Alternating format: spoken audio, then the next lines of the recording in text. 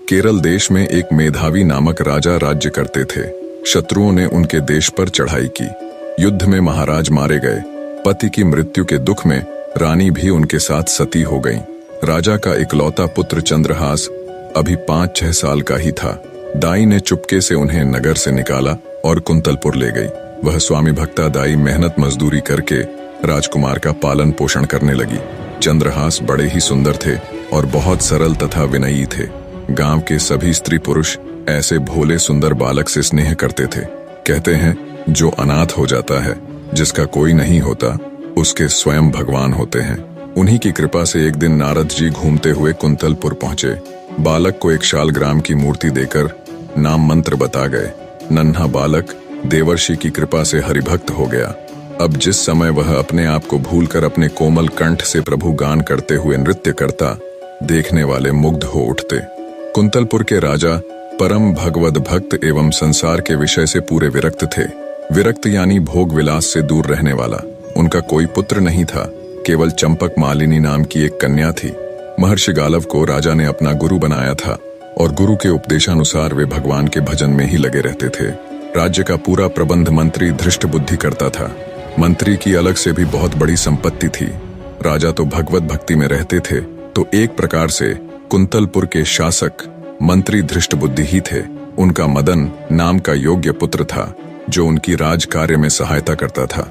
मंत्री धृष्ट बुद्धि की विषया नाम की एक अति सुंदर कन्या भी थी। मंत्री की रुचि केवल राज कार्य और धन एकत्र करने में ही थी, किंतु उनका पुत्र मदन भगवान भक्त था। वह साधु संतों की सेवा करता था। इसीलिए मंत्री के महल में जहां विलास तथा राग रंग चलता था, वहीं कभी कभी संत भी एकत्र हो जाते थे। भगवान की पावन कथा भी होती थी। इन कार्यों में रुचि न होने पर भी मंत्री धृष्ट बुद्धि अपने पुत्र के कारण कुछ न बोलते। एक दिन मंत्री के महल में ऋषिगण बैठे थे। भगवान की कथा हो रही थी। उसी समय सड़क पर भवन के सामने से भगवान नाम कीर्तन करते हुए चंद्रहास बालकों की मंडली के साथ निकले। बच्चों की अत्यंत मधुर कीर्तन ध्वनि सुनकर ऋषियों के कहने से मदन ने सबको वहीं बुला लिया। चंद्रहास के साथ बालक नाचने गाने लगे। मंत्री धृष्ट बुद्धि भी इसी समय वहां आ गए। मुनियों ने तेजस्वी बालक चंद्रहास को तन्मय होकर कीर्तन करते देखा तो वे मुग्ध हो गए। कीर्तन समाप्त होने पर स्नेहपूर्वक समीप बुलाकर ऋषियों ने उन्हें बैठा लिया और उनके शरीर के लक्षणों को देखने लगे। ऋषियों ने चंद्रहास के शारीरिक लक्षण देखकर धृष्ट बुद्धि से कहा, मंत्रिवर, तुम इस बालक का प्रेम पूर्वक पालन करो, इसे अपने घर रखो। यही तुम्हारी संपूर्ण संपत्ति का स्वामी तथा इस देश का नरेश होगा। एक अज्ञात कुलशील राह का भिखारी बालक मेरी संपत्ति का स्वामी होगा। यह बात धृष्ट बुद्धि के हृदय में तीर सी लगी। वे तो अपने लड़के को राजा बनाने का स्वप्न देख रहे थे। अब एक भिक्षुक सा लड़का उनकी सारी इच्छाओं को नष्ट कर दे, यह उन्हें सहन नहीं हो रहा था। उन्होंने किसी से कुछ कहा नहीं, पर सब लड़कों को मिठाई देने के बहाने घर के भीतर ले गया। मिठाई देकर दूसरे लड़कों को तो उन्होंने विदा कर दिया, केवल चंद्रहास को रोक लिया। एक विश्वासी वधिक को बुलाकर उसे चुपचाप समझाकर पुरस्कार का भारी लोभ देकर उसके साथ चंद्रहास को भेज दिया। चंद्रहास ने जब देखा कि मुझे यह सुनसान जंगल में रात के समय लाया है, तब इसका उद्देश्य समझकर कहा, भाई तुम मुझे भगवान की पूजा कर लेने दो, तब मारना। वधिक ने अनुमति दे दी। चंद्रहास ने शालग्राम जी की मूर्ति निकालकर उनकी पूजा की और उनके सम्मुख गदगद कंठ से स्तुति करने लगा। भोले बालक का सुंदर रूप, मधुर स्वर तथा भगवान की भक्ति देखकर वधिक की आंखों में भी आंसू आ गए। उसके हृदय में एक निरपराध बालक को मारने की बात सोचकर एक टीस उठी, परंतु उसे मंत्री का भय भी था। उसने देखा कि चंद्रहास के एक पैर में 6 अंगुलियां हैं। वधिक ने तलवार से जो एक अंगुली अधिक थी उसे काट लिया और बालक को वहीं छोड़कर वह लौट गया। वधिक ने महल जाकर जब धृष्ट बुद्धि को वह अंगुली दिखाई तो वह अंगुली देखकर बहुत प्रसन्न हुए।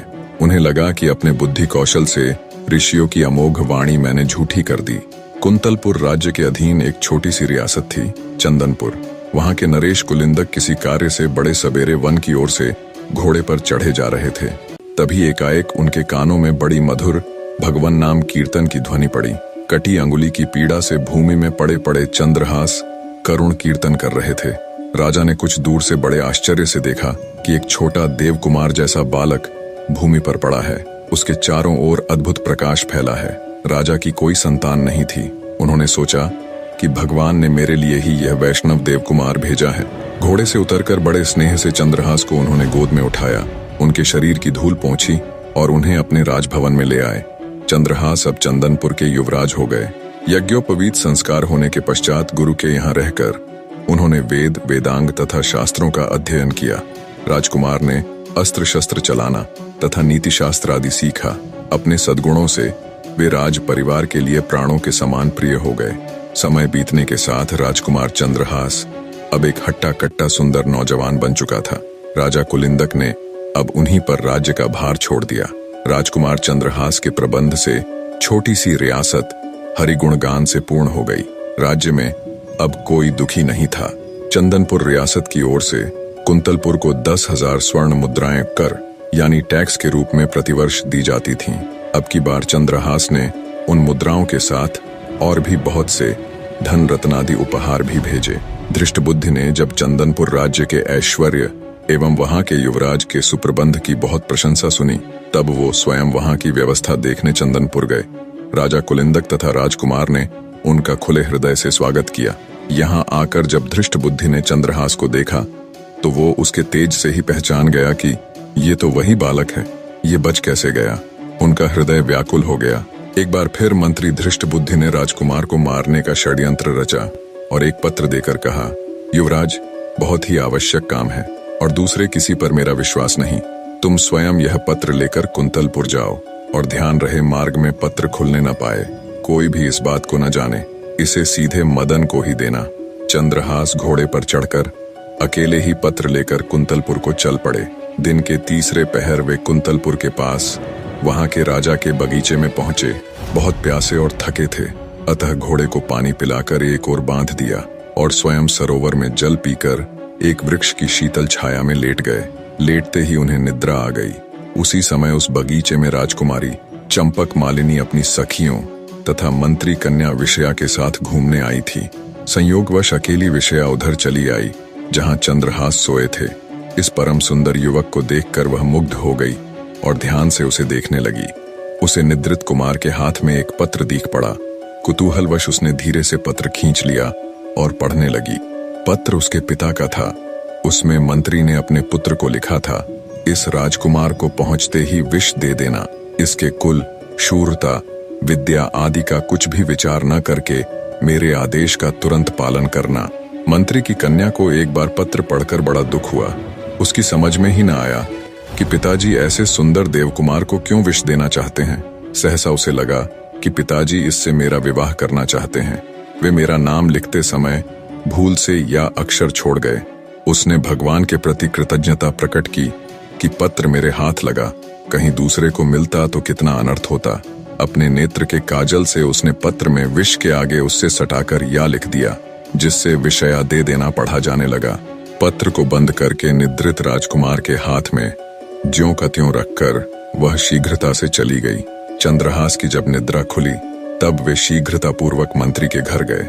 मंत्री के पुत्र मदन ने पत्र देखा और ब्राह्मणों को बुलाकर उसी दिन गोधूली मुहूर्त में चंद्रहास से उन्होंने अपनी बहन का विवाह कर दिया।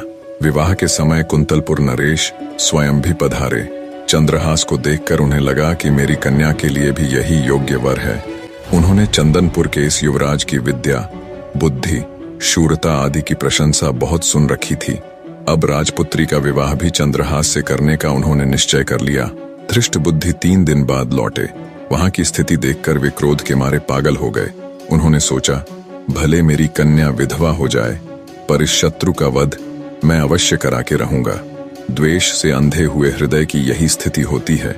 अपने हृदय की बात मंत्री ने किसी से नहीं कही। नगर से बाहर पर्वत पर एक देवी का मंदिर था। धृष्टबुद्धि ने एक क्रूर वधिक को वहां यह समझाकर भेज दिया कि जो कोई देवी की पूजा करने आए उसे तुम मार डालना। मंत्री ने चंद्रहास को कहा कि अब तुम मेरे दामाद हो गए हो। हमारी कुल प्रथा के अनुसार शादी के बाद भवानी जी की पूजा की जाती है। मंत्री ने चंद्रहास को सायंकाल बिल्कुल अकेले जाकर देवी की पूजा करने का आदेश दिया। इधर कुंतलपुर नरेश के मन में वैराग्य हुआ। वो जल्द से जल्द अपनी पुत्री का विवाह चंद्रहास के साथ कराना चाहते थे। राजा ने मंत्री पुत्र मदन को बुलाकर कहा, बेटा, तुम्हारे बहनोई चंद्रहास बड़े सुयोग्य हैं। उन्हें भगवान ने ही यहाँ भेजा है। मैं आज ही उनके साथ राजकुमारी चंपक मालिनी का ब्याह कर देना चाहता हूँ। प्रातःकाल उन्हें सिंहासन पर बैठाकर मैं तपस्या करने वन चला जाऊंगा। तुम उन्हें तुरंत मेरे पास भेज दो। इधर राजकुमार चंद्रहास पूजा की सामग्री लिए मंदिर की ओर जा रहे थे। तभी मंत्री पुत्र मदन राजा का संदेश लिए बड़ी उमंग से उन्हें मार्ग में मिले। मदन ने पूजा का पात्र यह कहकर स्वयं ले लिया कि मैं देवी की पूजा कराता हूँ, आपको महाराज ने तुरंत बुलाया है। और चंद्रहास को उसने राजभवन भेज दिया। जिस मुहूर्त में धृष्ट बुद्धि ने चंद्रहास के वध की व्यवस्था की थी, उसी मुहूर्त में राजभवन में चंद्रहास का राजकुमारी के साथ विवाह हो रहा था। मंत्री पुत्र मदन जब पूजा का थाल लेकर देवी के मंदिर में पहुंचा, वधिक ने उसी समय उसका सिर काट डाला। धृष्ट बुद्धि को जब पता लगा कि चंद्रहास तो राजकुमारी से विवाह करके राजा हो गए, उनका राज्याभिषेक हो गया और मारा गया, मेरा पुत्र मदन, तब व्याकुल होकर वे देवी के मंदिर में दौड़े गए। पुत्र का शरीर देखते ही शोक के कारण उन्होंने तलवार निकालकर अपना सिर भी काट लिया। संयोगवश धृष्ट बुद्धि को उन्मत्त की भांति दौड़ते समय राजकुमार चंद्रहास ने देख लिया था। वे भी तुरंत अपना घोड़ा ले उसी दिशा में चल दिए जिधर कुछ समय पहले ही उसका ससुर मंत्री धृष्ट बुद्धि गया था। वे तनिक देर में ही मंदिर में आ गए। सारा माजरा समझ अपने लिए दो प्राणियों की मृत्यु देखकर चंद्रहास को बड़ा क्लेश हुआ। उन्होंने निश्चय करके अपने बलिदान के लिए तलवार खींची। उसी समय मां भवानी साक्षात प्रकट हो गईं। उन्होंने कहा, बेटा, यह धृष्ट बुद्धि बड़ा दुष्ट था और सदा तुझे मारने के प्रयत्न में लगा रहता था। इसका पुत्र मदन सज्जन और भगवत भक्त था, किंतु उसने तेरे विवाह के समय तुझे अपना शरीर दे डालने का संकल्प किया था, अतः वह भी इस प्रकार उड़न हुआ। अब तू वरदान मांग। चंद्रहास ने हाथ जोड़कर कहा, माता, आप प्रसन्न हैं तो ऐसा वर दें जिससे श्री हरि में मेरी अविचल भक्ति जन्म जन्मांतर तक बनी रहे और इस धृष्ट बुद्धि के अपराध को आप क्षमा कर दें। मेरे लिए मरने वाले इन दोनों को आप जीवित कर दें। देवी तथास्तु कहकर अंतर्ध्यान हो गई। धृष्ट बुद्धि और मदन तुरंत उठ खड़े हुए। सारे वृतांत का पता चलने पर मंत्री धृष्ट बुद्धि राजकुमार चंद्रहास के पैरों में गिरकर माफी मांगने लगा। राजकुमार चंद्रहास ने उन्हें उठाया और अपने हृदय से लगा लिया। मंत्री अब पूरी तरह बदलकर भगवान के परम भक्त हो गए। मदन तो भक्त था ही, उसने चंद्रहास का बड़ा आदर किया। सब मिलकर सानंद घर लौट आए। निष्कर्ष, माफी, दया और भक्ति जीवन के असली मूल्य हैं, जो इंसान को उसकी आंतरिक शक्तियों से जोड़ते हैं और उसे उन्नति की ओर ले जाते हैं। वीडियो पसंद आई हो तो लाइक जरूर करना। आप भी अगर मेरी तरह वीडियो बनाना सीखना चाहते हैं, ट्रू वर्ड्स चैनल को ज्वाइन करके ट्रू वर्ड्स परिवार का हिस्सा बने। धन्यवाद।